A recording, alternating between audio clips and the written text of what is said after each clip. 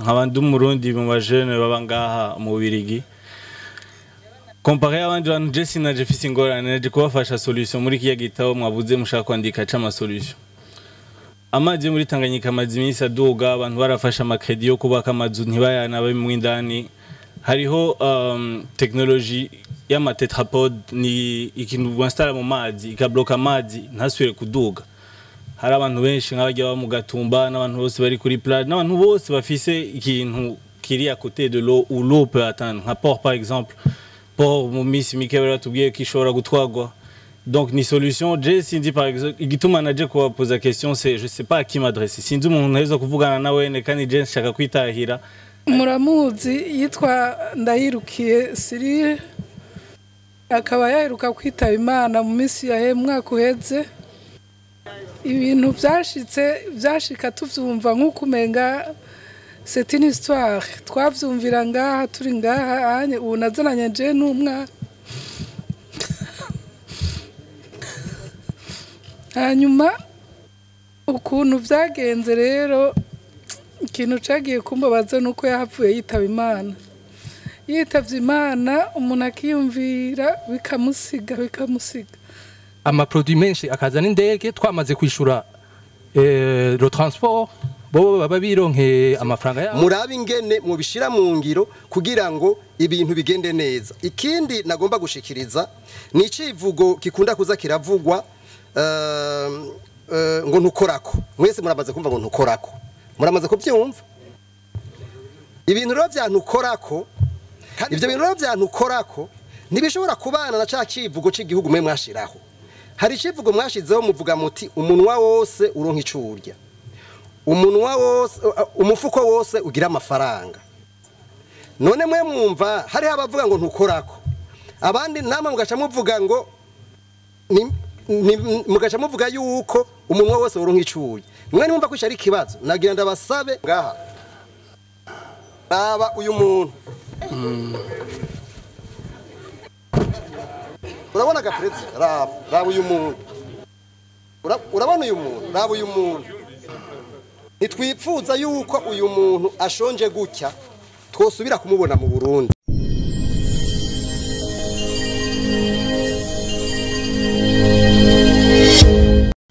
banyakubahwa mukuru w'igihugu namwebwe mwafatanije urugendo mbanje kubashimira bimwe bivuye ku mutima n'ukuri kubona nshoboye gushikanga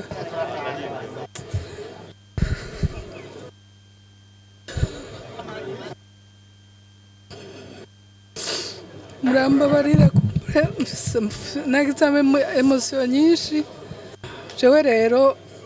mba ngaha mu Bubiligi kandi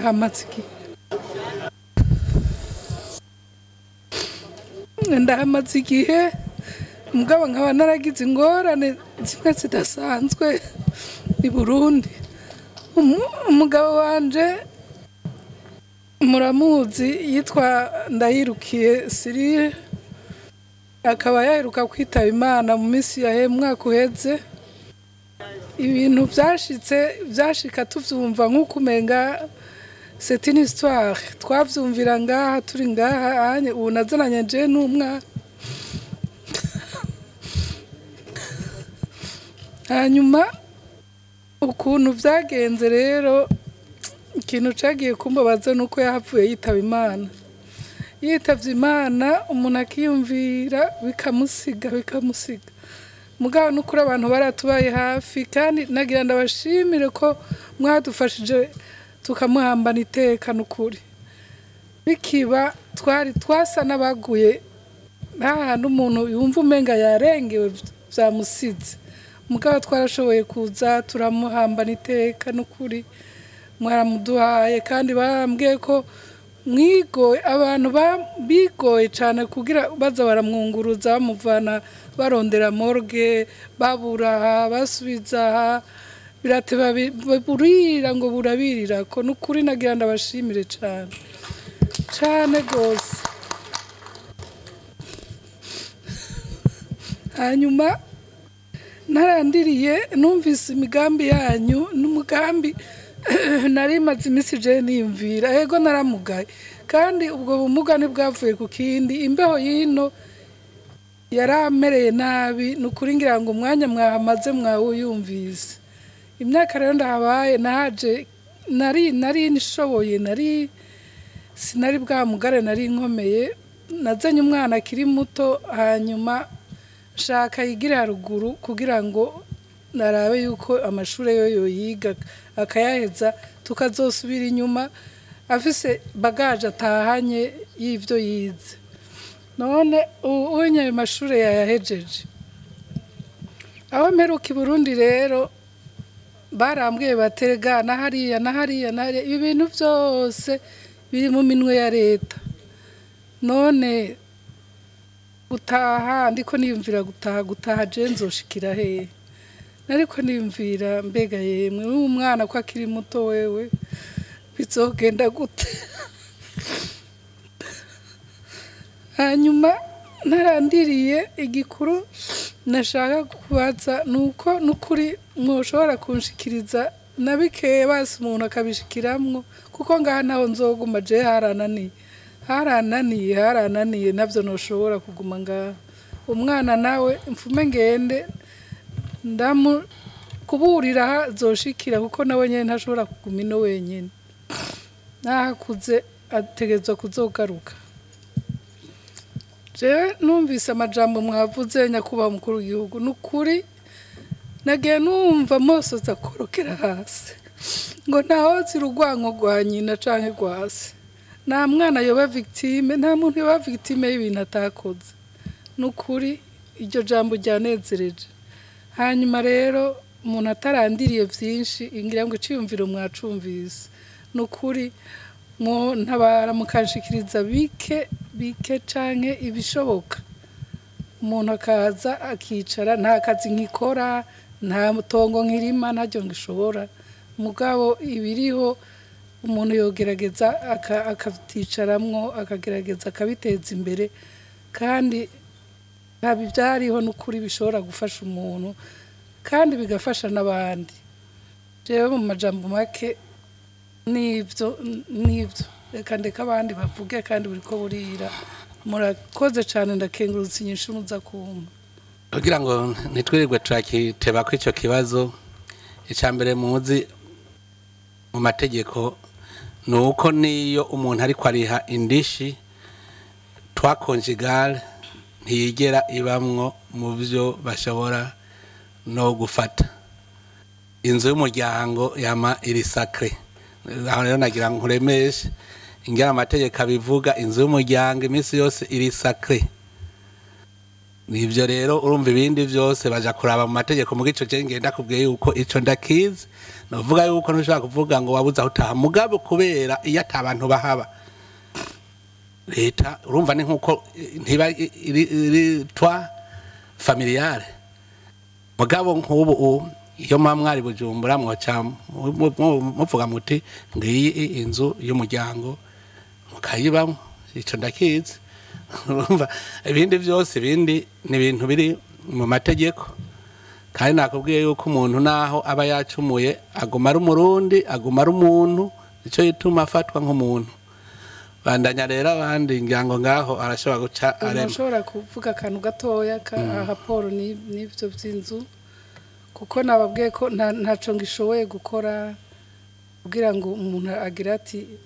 ndagiye hariya ndiko ndarima nukuri naramugaye vy'ukuri kubera imbeho yino amagufa amaguru ibiki mugabo nashaka kuvuga nk'ahantu hari nk'ihoteli umuntu akakorera aho hantu kugira abeho ivyo nakubwiye basigara baraba mu mategeko nta muntu n'umwe ariho kugira arenganywe urumva umaze gutaha ibindi babiharura bariko bararaba no mu mategeko n'ingene bimeze ga so kuvuga none abana baca bangara ntibibaho nivyo turiko turavuga ubu mumenye yuko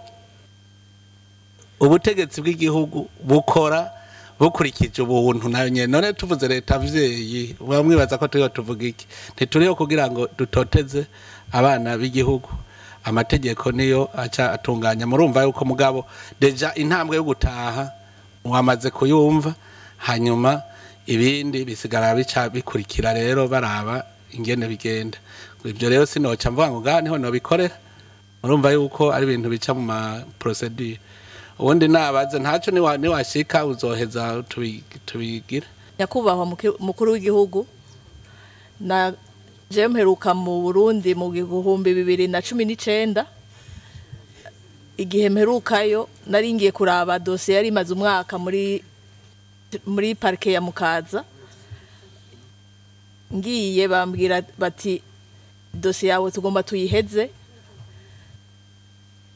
haheze amasaha 3 nzi yuko iyo dossier igomba ihere nitwa Josiane Ndayikengurutse iyo dossier yari iri muri parke ya Mukaza kuva muri Octobre 2018 nitwariwe n'ishirahamwe ryitwa DHR akoreye imyaka 18 hanyuma umwaka uheze nari nababajije niya bashobora gutembera barambwira ko atakibazo bariko baragira ama enquête hama subirayo haheze umwaka kugira ngo mbaze aho bigeze umuprocureur yarahariye mbwiye ati dossier yawe twasanze atakintu kirimwo tugomba tuyugare tuyiclôturer jencha dataha bacha barambwira ndababaza ingene bigenda yuko bazoca bampa attestation de non poursuite judiciaire chandigira haheze amasaha 3 nca ndonkundi mutahe mushasha wo kwa procureur wa Mukaza mugabo ni procureur près de la cour d'appel unsaba kwitaba mugabo nanje nari nasavye konje gindwi zibiri ryari riheze hageze mu ijoro uwo busi nyene nza numva umuntu amamagaye atahubwo wowe bariko barakurondera hariho mandi kurondera ngwa mu gahundwe ndavuga nta hantu ni nahaguma mpava nja mu gasho nakazi narondeye ndi ko mu Bubiligi mpava ndakabura nca ndomoka gushikiye isaha aheze imyaka 3 presque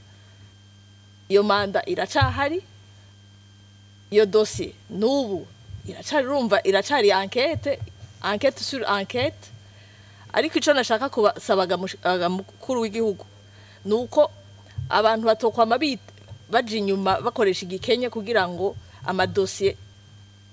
ajanye n'ivy'akazi ngo aze kugwa mu bintu penal ataco bijanye kubera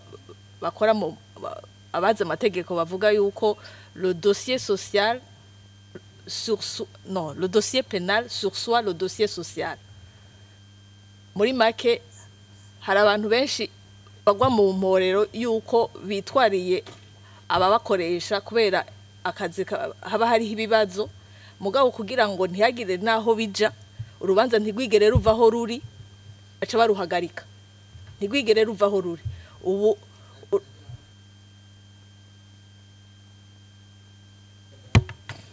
tabwe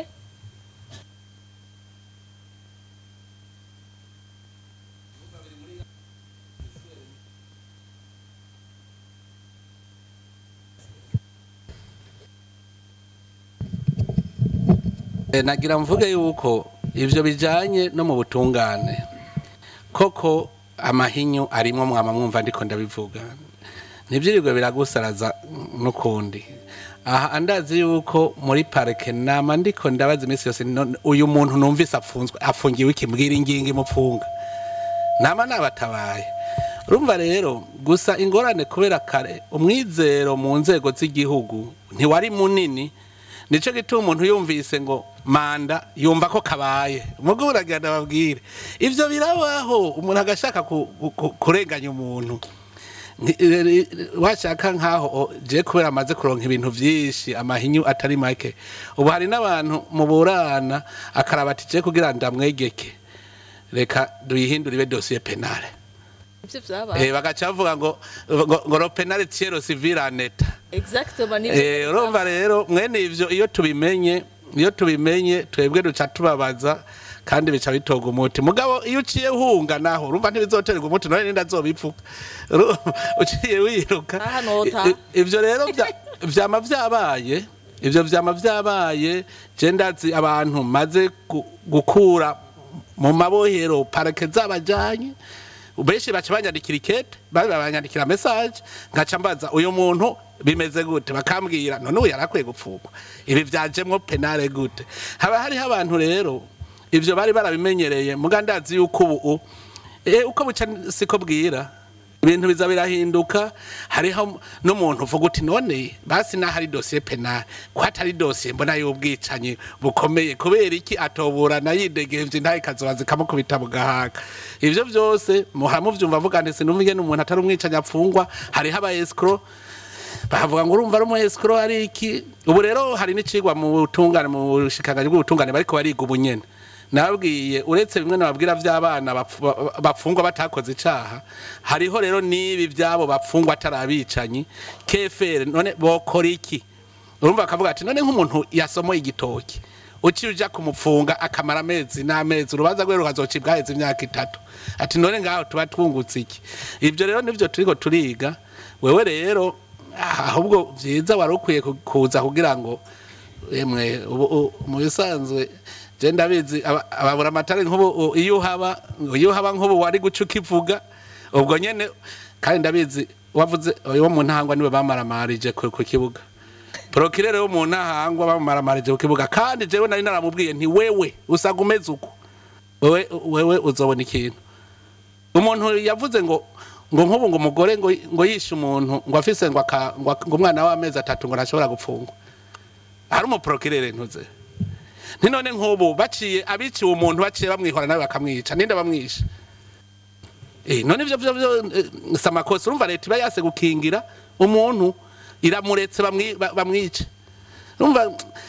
hariho ni Rwanda bagirisha ukwezi kukwezi imisi yose ndabagirisha inama kuko ibirego nk'ivyo nama nabirose rero ahubwo wewe woza ahubwo kugira ngo tumenye iyo dossier neza ici cyabona mondwi zibiri nzocanze sagira amahoro murakoze cyane kandi karibu turabashimira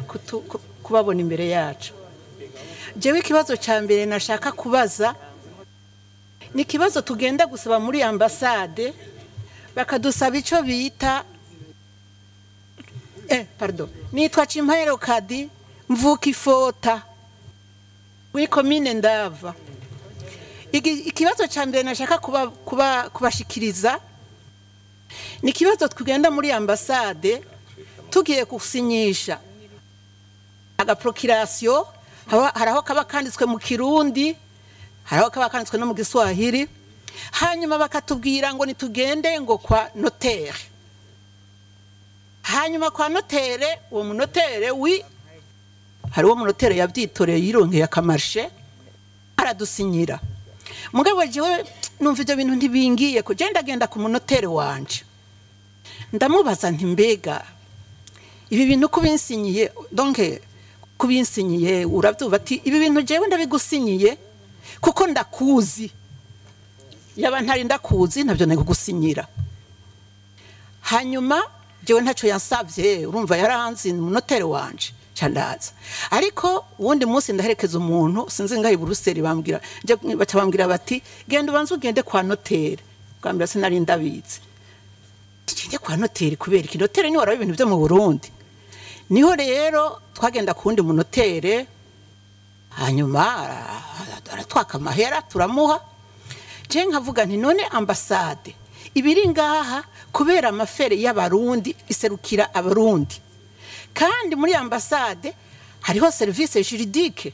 iyo service juridique ishobora gusinyira umuntu agiye kurondera iyo procuration kandi ayo mahera 20 akinjira muri ambasade yacu kuko ayo mahera naho uwo muntu zeye uwo munotere tugenda tukayamuha wewe irisanfu aragusinyira kuko uje kuyimusaba nico gituma nagira nsabe rero ico kibazo mukaciga ambassadeur cyane hanyuma bakamubagira iyo service juridique umuntu aje gusinyisha ikintu bakaheza bakamusinyira kandi bobo barashaka kugira ro suivi ariko wundi munotere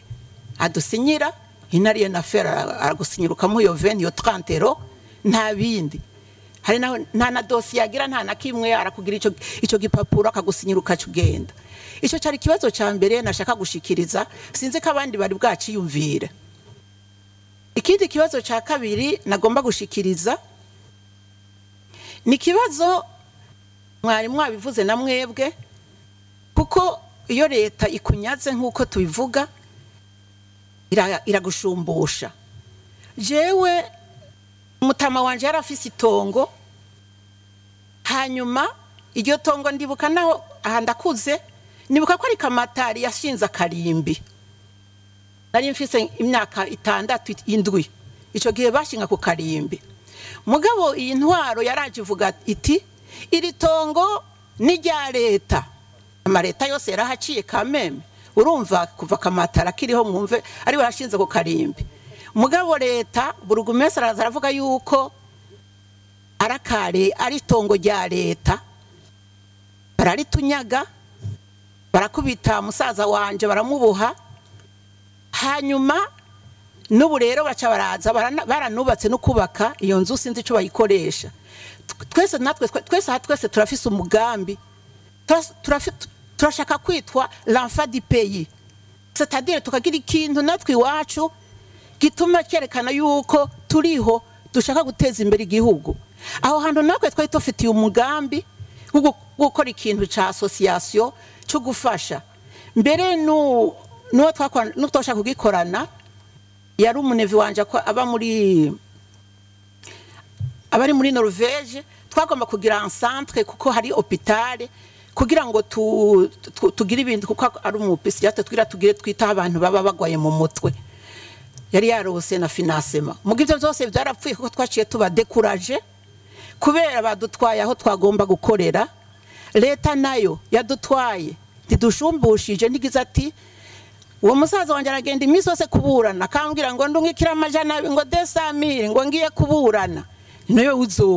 uzoburana gushika ryari? uburana no guhamba. Musitanteri yarafashe iryo tongo ararima uko ashaka, araruwisha uko ashaka, kuko ryaciye ribe rya leta, twese dutaha gutyo. None ganya kubaha mukuru w'igihugu ni Fota, musitanteri w'Ifota muramuzi, iryo tongo ni rya Runyuguza, bose bararizi, kandi sibo wenyene abandi banyagihugu bose birirwa bararira ko ari musitanteri, nta umukoma, nta umuvugisha. Niyo musaza wanje agiye kuburana ntazogenda aje ku tribunal. None wumva ivyo bintu bizogenda gute? Nivyo nagira ndagushikirize mu mukuru w'igihugu. Turanyarutsa kubera abantu ari benshi. Je nitwa Bakunda Atanaze, nkaba maze imyaka 37 muri diaspora. N'ubwa mbere rero mbonye ibintu nk'ibi kandi bihagarikiwe n'umukuru w'igihugu. Ntiturambirwe, nagomba yuko tumukomera amashi.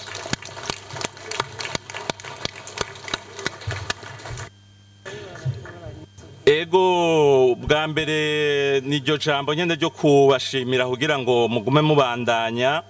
mudufasha muri diaspora, cyane cyane kugira ngo amadiaspora agume yumvikana nk'uko mushaka yuko abarundi bose bumvikana, hanyuma tugafatwa kimwe, hanyuma tugeze kuja mu gihugu naho nyene mukagerageza mukatworohereza. Nivyo twifuza ngaha muri diaspora, ntidushaka ko twosubiranamwo niyo vyaba vyarabaye ivyo bintu turiko turabigwanya. Ico hanyuma rero hariho diaspora ngaha mu Bubiligi, hariho n'iyindi Europe yitwa FODIB, abo bose nukuri bavuze yuko bashimye ukuntu mwadutumiye n'ukuntu muriko muradufata. Akabazo gatoyi gusa kugira ngo ndeka abandi, nivyerekeye la carte y'umumambre wa diaspora. Iyo carte nivyo twarayumvise yaravuzwe, mugabo ico twifuza nuko iyo carte kumbure boyireka kubera iragoye, kuzoza umuntu aratanga amadolari 50 ku mwaka, yohava atuma abantu batiyumvira kuza mu gihugu. Igikuru nuko tuzoba dufise passport, kandi nko muri ambassade bakatworohereza, nko umuntu passport yiwe yaheze. Nukuri turafise imigambi yo kuza guteza imbere igihugu. Kubera iki? Igihugu ni cacu, ivyo tuvyumve, kuko ntiduhave twimvira ngo nabandi kandi ko mwemeye kutworohereza nukuri natwe twashaka gukora uko murakoze. Nyakubahwa mukuru w'igihugu ndabaramukije. Je nitwa Khaled Nzisabira nkaba ndi umurundi mu bajene baba ngaha mu Bubiligi. Comparé abandi bantu je sinaje fise ingorane naje kubafasha solution muri kiya gitabo mwabuze mushaka kwandika ca solution. Amazi muri Tanganyika amazi iminsi aduga abantu barafasha amakredi yo kubaka amazu ntibayana babe mu indani. Hariho technology y'ama tetrapode ni ikintu bwinstalla mu mazi ikabloka amazi ntasubire kuduga. Hari abantu benshi nk'abajya ba mu Gatumba n'abantu bose bari kuri plage n'abantu bose bafise ikintu kiri à côté de l'eau ou l'eau peut atteindre. Un port par exemple, port mu misi mikebera tubwiye ko ishobora gutwagwa. Donc ni solution je sindi par exemple igituma naje ko poser question c'est je sais pas à qui m'adresser. Sindi umuntu neza kuvugana nawe ne kandi je nshaka kwitahira ariko ubona akazi ndagafise je mumbwire ni ndege turajana nta kindi fise murakoze.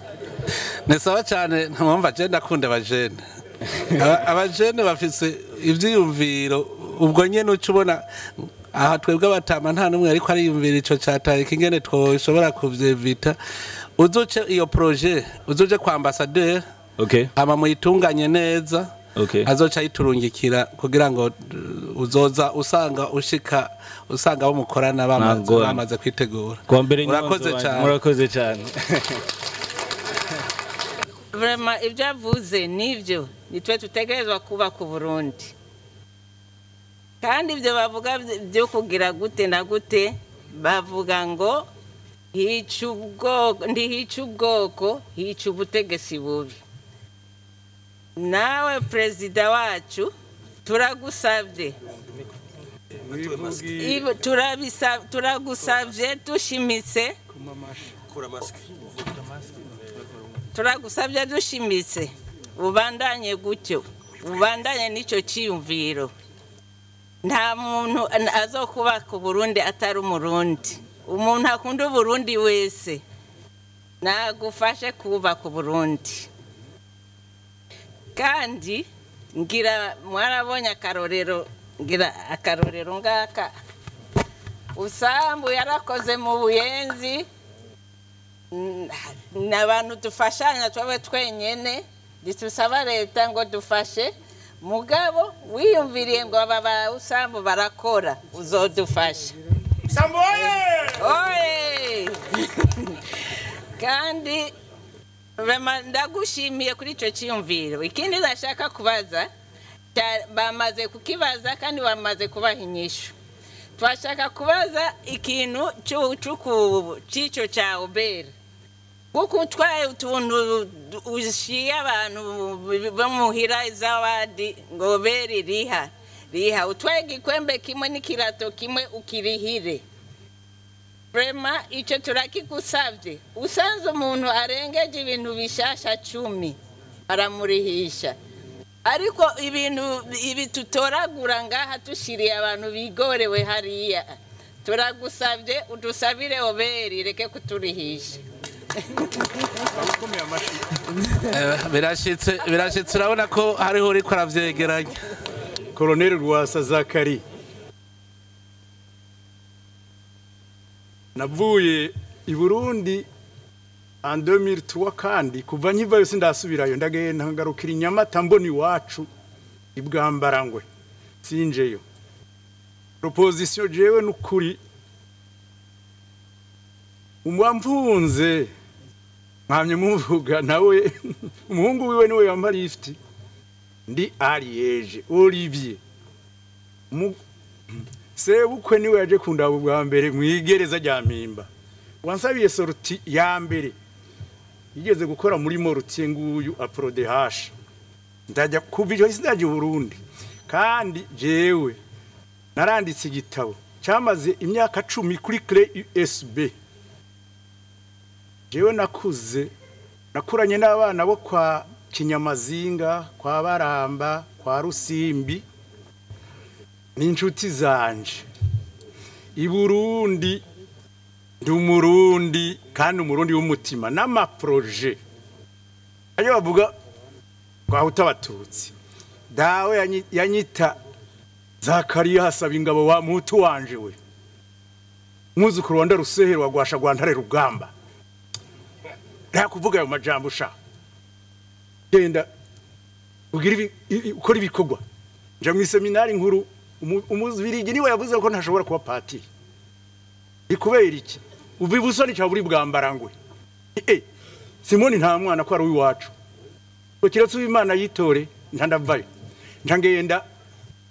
tandivirayo ntaho nzoje hose nzo nkorera Imana n'ubu mu makorare ndimo ja mwisemi ngiye ntuze njya gukora ikibazo cyo muri statistics nari bwakuze 18 ans mu wa mbere kandi ndabiraba nteka nabitoye mugabo reka ngende ndabibintu nja muri economie et finance se utantaya uwatwigisha ibintu bya technology yari umubirigi atubwira reminere dufise ya byose mwavuze nickel harimo chrome nizimbye gusumba nickel harimo tungsten wolfram basneyzite butihinda mbuka asi kilometero harya butihinda harya mazahabu bayimba mbona hari abagiye no kuyimba baho uyitoye avuga imbohora ntiyavuga agaca baherayo rero jewe proposition nukuri naranditse igitabo ico gitabo kiravuga ivyabaye ni 72 narabona indiye mu gisirikare 72 ntarondera akazi ndi inspecteur principal de l'économie des finances chargé du commerce extérieur par exportation imigambi guteza imbere igihugu yega hatangura energie harya hatwaye umuzungu w'umubirigi yicaye kwibuye Areste de Rugari ingone yaramutwaye muro hajya bafashe abutu ba 70 ngahe baboshe babiri komude bagaterera muntuze mu rubu ingona ntiryo citifatiye ama etude yaheze kuri bagaza ministre de l'énergie de mine yari Nyaboya bahashize barrage iyo barrage yari mantu Burundi bwose umuntu akiro emwe umuntu n'umunyagihugu aba muri kaze ashobora kwiha electricité imigambi jene naragize yo gufata abanyagihugu nkagira association des paysans ndagenda warema ndaraba ama tracteur d'occasion kugira ngo barime bari hamwe biri kuri clé USB ni byinshi nukuri arya turicana tura guterazanya imbere niho jewe mu gisirikare c'Uburundi sinigeze ndya abasirikare banje batariye muri Kamuha ndabishira hose muri kompanyi siporo biravayo bija muri mu makompanyi yose hano n'injuti yanje yabikurikije nawe nyene ningene yapfuye munyakarusi mubaganwa nuze umugore we journaliste arahungiye muri Angleterre nawe ivya 72 jewe nabafashwe ubwa mbere umwami Ntare n'uwo twigana Butoke Isidore n'amanote yanje ya comptabilité industrielle yanyatse nasuye kwandika ibindi ababikoze nabo ndasongoye Onesphore ntabiraho nande ndagushimiye cyane ndasongoye ariko nagira ndagusabe uzosubire kuva ngo ugarukire Nyamata garukira ukazi Bujumbura uzuca ndondera oya namaze kuronka garanti uzuca ndondera kugira twicarane ndumva woncira umugani ndageze mwiriwe son excellence monsieur le président n'abamuherekeje nitwa Mutoni Jo Brian nkaba ndi mu gisata nkora mu gisata ok merci nkaba ndi nkora mu gisata ca transport et logistique hama tukaba dufise service ya dédouanement ino turahura n'ingorane cyane gose zerekeye kwimporta ama produit avuye i Burundi bivanye n'agasuzuguro kaba durekurira kwimporta ino twashaka kubasaba mutugirire bureau d'études d'analyse icertifia amaproduit ava iwacu akaza ari certifié kubera baduha umwanya muto wo kudeklara kwinjiza amaproduit menshi akaza n'indege twamaze kwishura le transport bo baba bironke amafaranga yabo ukaca usanga nko ku matoni 10 uzanye bataye amatoni 8 ngo ntibiri certifié alors que vyaje kuri ku ndege yashitse lundi bakaca baguha gushika vendredi ngo we wabisohoye mugabo bakaba bazi aho bagutegeye abikorera cyane cyane twebwe abisumamwe b'abarundi baba étranger bikadutera ishavu kubona n'aba agriculteurs bo mu Burundi badashobora kuronka rehotombe ziva muri prix de vente ngaha. Urakoze cyane icyo kibazo ni très intéressant kuko turanakizi n'icyo turiko turamforosa BBN kugira ngo icertifie ibintu byose kandi ubu yaratanguye kugira ama certification ndazi yuko hari abo maze kubona bambwiye ko bafise ntuze certificat bakaronka n'amarisasi ubu bica biriko birakorwa mugabo ico ni ikintu gikomeye cyane nawe wiyomba nari mfise umwanya twagera tubivuganye gose kuko turakeneye yuko ibirimwa vy'i Burundi biza birazino kuko turazi ko babikunda murakoze rero ico tuzogikora dudatevye nkuko abandi babivuze nagira mbanze ndabashimire kuyu mwanya mwatanze mukumviriza abarundi nibaza yuko abarundi benshi batanguye kubishima cyane cyane kuri ya nama mwagirisha jewe nari nagiriwe ubuntu ndayibamo kuva igitangura mpaka ihere ya yindi yitwa forum sur le développement abantu bose barabonye ko bavuze bakikura ivyo nukuri abantu bakurikirana ivy'ubutunzi n'ivy'igihugu nta numwe atabishimye nuwo vuga yuko atemera atakwemera ivyo barabishimye bose rero ni inama mwagirishije ngaha mwumvise ko bose babishimye rero izi nama mwatanguje mumbabarire sinivuze nitwa Rufyiri Gabriel mvuye Luxembourg nagize ibirometero byinshi nza ngaha iyo ngenda ntavuze numva byari guhava najewe bitamerera neza mugabo mwakoze cyane kumpa ijambo rero ngarutse kwizinama muri ko muragikoresha ni ikintu gikomeye cyane kuko nico gituma mumenya iby'abantu bafise by'ibibazo rero ntarinze kuja mu kubashimira gose hariho ikibazo mwishuye nari namaze gutegura bari bantumye abo twavuganye konje ngaha kijanye nuko bijye bagira mu Burundi no ngaha bo bikora ba ambassadeur ico mwamaze gutorera umuti ariko hari ikindi kigeretse kwico bantumye bavuze bati mwebwe muragiri aba ambassadeur nivyo bazokoresha izo nama mwavuze ababura amatara barabikoresha mugabo no bavuze bati namwe naho muzamuri mu Burundi murabigira ubuhinga bwa none ubu bwarashobotse murabe nka kabiri mu mwaka mufashe abantu bari hanze nabo mubumvirize kugira ngo bababwire ibibazo bafise murabona neza yuko nubu ntibashobora guheza bose murabibonye na mwebwe none badahejeje uno munsi bizosha bigenda gute numva rero byo bavyiza nkuko uwo muntu yabintumye murabe nka rimwe mu mwaka cyangwa kabiri mu mwaka mubashirire huyo mwanya muzobaho umurongo kugira ngo babashikirize kandi na televiziyo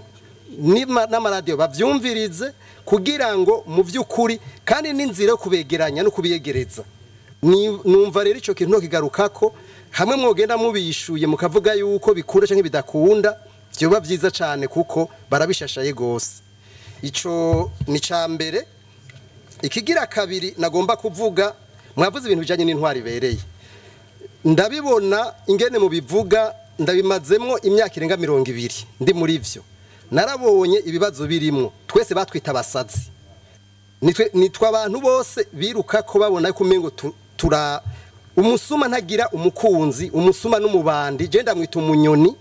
abo bantu rero nibo bansi ba mbere b'igihugu mwabivuze kandi mwamuri ko murabivuga rero ico twibaza ko ibi bintu by'intwaro ibereye twiyumvira yuko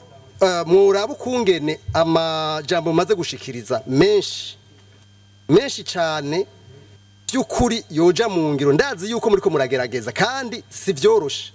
murabe ingene byoja mu ngiro cyane cyane nk'ibintu byo kwerekana ubutunzi abantu amategeko arahari ibwirizwa shingiro mu ngingo ya 95 mu ngingo ya 159 ibwirizwa byo kugwanya igiturire mu ngingo ya 29 n'ayandi mategeko avuga yuko umuntu agiye muri leta mu minsi itarenga 30 aberekanye ubutunzi bwiwe ivyo bintu nuno munsi ntibiraba ivyo bintu n'ukuri ndabasabye kubahwa mukuru w'igihugu ivyo bintu murabe ingene byoja mu ngiro kuko ivyo muvuga je ndabona personnellement nshobora kuba nihenda muganiriza ko ntihenda naho biba bidashoboka jewe ndabona ko ubivuga ubikuye ku mutima nivyo mbona arabanda bibwira bakavuga ngo sivyo mugabo nivyo mbona nagira ndabasabe rero ivyo bavuga yuko umengo sivyo murabe ingene mubishira mu ngiro kugira ngo ibintu bigende neza ikindi nagomba gushikiriza ni icivugo kikunda kuza kiravugwa ngo ntukorako mwese muramaze kumva ngo ntukorako muramaze kubyumva ibintu rero byantukorako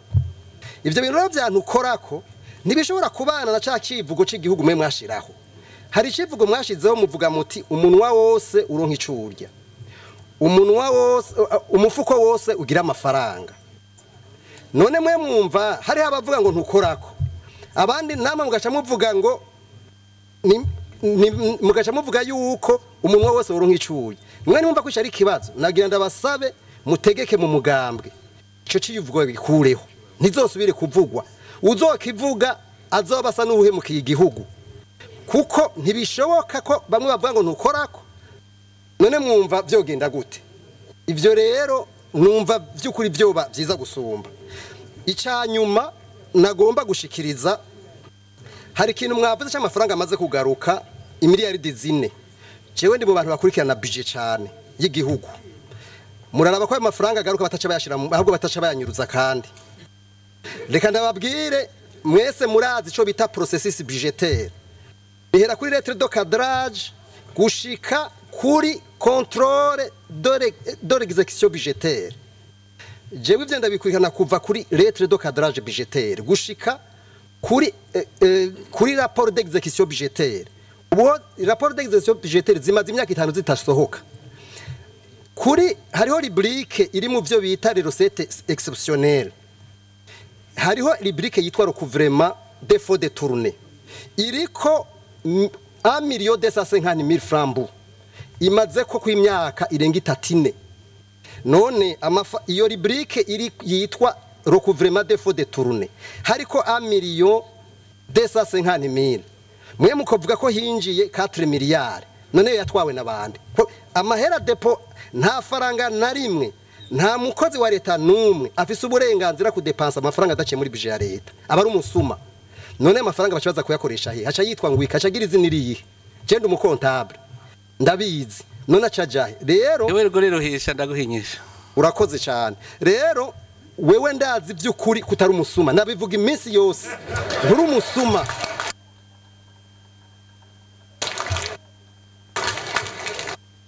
utari umusuma rero abasuma ndagusavye kubahwa mukuru w'igihugu abo bantu mwavuze niwe bazovuza tutera imbere ntidushobora gutera imbere hari bisuma hari ababandi hari abanyoni abantu bashobora gutuma dutera imbere rero ndabasavye mugerageze murabe ukungene ayo mafaranga yo kwegeranya mwavuze ikintu kijanye na budget ko mugiye budget ya 2022 2023 yuko muzoyikora nukuri nimugire ico bita budget projet nizotuma abantu batera imbere menga twari kumwe gihe twabitegura nuko nyene nukuri muzoba mukoze cyane kuko kumva Burundi tubaguma vango burakenye twese biratubabaza jewe mu bambere birambabaza nifuza ko igihugu coba kifise potentiel gifise ibintu byinshi cyane nta muntu numwe yoshobora kumva ko ivyo bintu bishoboka bidashoboka rero mu ijambo rimwe kugira ngo mpeze ndafise amadosiye nifuza yuko ndabashikiriza ayo madosiye enda muyakire